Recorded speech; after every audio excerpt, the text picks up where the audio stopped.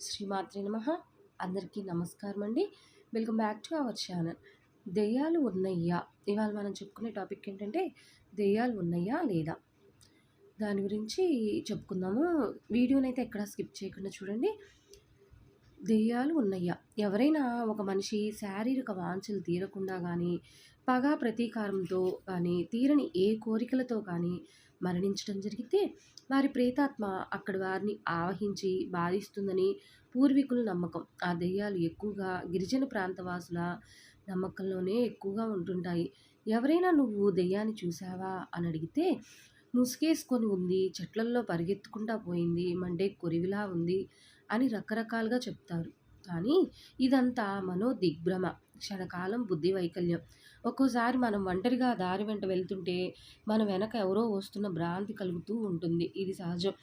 దెయ్యాలు పట్టినవారు పిచ్చి పిచ్చిగా మాట్లాడటానికి కారణం ఏమిటని ప్రశ్నించవచ్చు. పిచ్చి పిచ్చిగా మాట్లాడడానికి దెయ్యమే పట్టనవసరం లేదు కదా.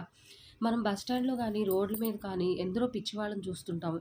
వాళ్ళు చేసే పిచ్చి చేష్టలు, పిచ్చి మాటలు చూసి వారికి దెయ్యం పట్టిందనుకోవాలా?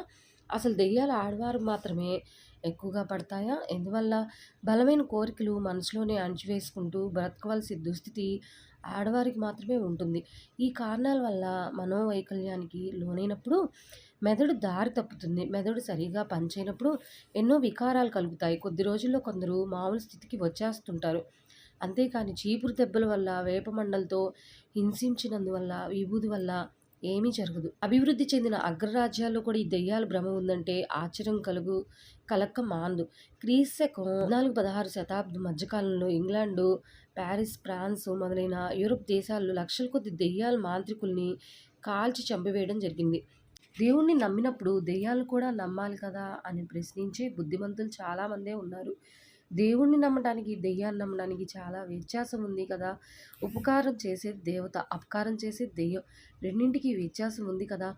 మూఢ విశ్వాసం, అజ్ఞానం ఉన్న చాట దెయ్యాలు ఉంటాయి. విద్య, విజ్ఞానం, విమర్శ ఉన్న చాట దెయ్యాలు ఉండవు. దెయ్యాలు ఉన్నాయో లేదో మీరే చెప్పండి.